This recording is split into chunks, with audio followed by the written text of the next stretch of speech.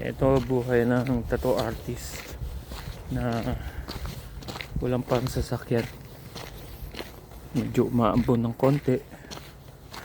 Yan. Lakad-lakad lang tayo. Kasi sa una, syempre sa Virgin Island, ganyan din ako, naglalakad, ganyan. Tapos yung medyo nakaluwag-luwag, bibili ka sakyan. Ang dami mo nang iniisip na gastos. Pero kung tutuusin, mas maganda nga ito, naglalakad ka eh. Kasi exercise. Yan yung nilalakaran ko. Diba? Yung naglalakad ako ngayon, medyo maganda yung lakad natin mga kapatid. Kasi alam niyo bakit? Hindi mahangin. Dito sa lugar na to, sobrang hangin dito. So ngayon, kakataon kong maglakad na hindi mahangin. Pero kung mahangin, mag-u-Uber ako. Kasi sobrang lamig nun. Oo. Hindi naman sobra, pero nasakit yung buto mo. Diba? Ngayon tayo pa lang nandito. Ngayon mga puno-puno. Ngayon mga puno-puno. Ganda, diba? Ito, Christmas tree. Diba? Kaya gustong gusto ko dito sa lugar na to. Nature trip. Kasi kapag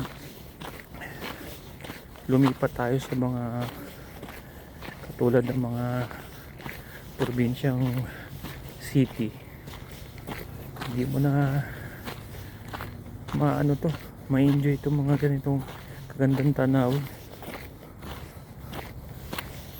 Dati pumunta ako sa mga city, naibot ko yung buong Asia. Ilan-ilan na lang na hindi ako nalilibot sa Asia, pero halos lahat nakita ko. Pana-industrial, so pangit, so walang nature. Dito naman may nature, pero may adventure kasi may ice, diba? Sa susunod to nilalakad ako, nag-yelo na to. Kaya tsaga-tsaga lang tayo mga tattoo artists. Tsaka yan sinasabi nila, porket magaling ka, sumasali ka ng mga dut-dutan, event, tapos nananalo ka ng mga plaki-plaki, hindi mo naman kailangan yung brad eh. Kailangan mo yung oo, kailangan mo yun. Siguro points din yun. Nananalo ka, ibig sabihin eh, nakakaangat ka sa iba dun sa skill na ginagalawan mo.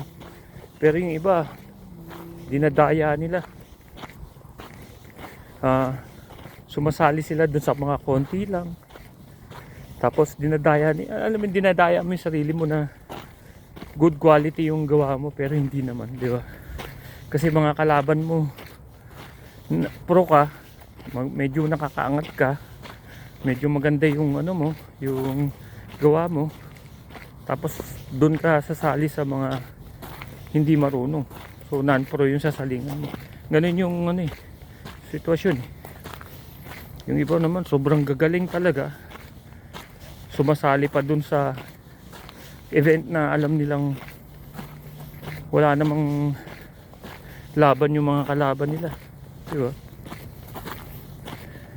Kaya yun, kung gusto mong maging babansa, sipag lang, tsaka gumawa ka ng maraming ganda, tapos hayaan mo yung mga magagaling na yun. Hindi naman kailangan yan, kasi hindi ka naman nakakapagkompetensya pagdating sa ibang bansa eh. Kompetensya mo sarili mo eh. Kasi nga kailangan makaangat ka sa mga dumaling, sa mga taong na dito, na mapansin ka ng mga, ang kompetensya mo yung customer. Kasi kailangan mapansin ka ng customer. Kasi ipopromote mo yung sarili mo. Yun. Ganun. Kaya walking muna tayo mga kapatid. Yan eh, mga na-experience ko lang sinasabi sa inyo. Sobrang dami na namin na-experience eh. Prating Dunbal, talbog kami yan sa Asia, sa ano. Tapos hanggang nagtrabaho na ako sa Virgin Island. Yan.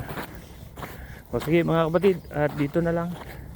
Tay, nangangalay itong isang kamay ko dahil dala ko yung tablet dito tsaka yung baunan ko, lahat nandito. Okay,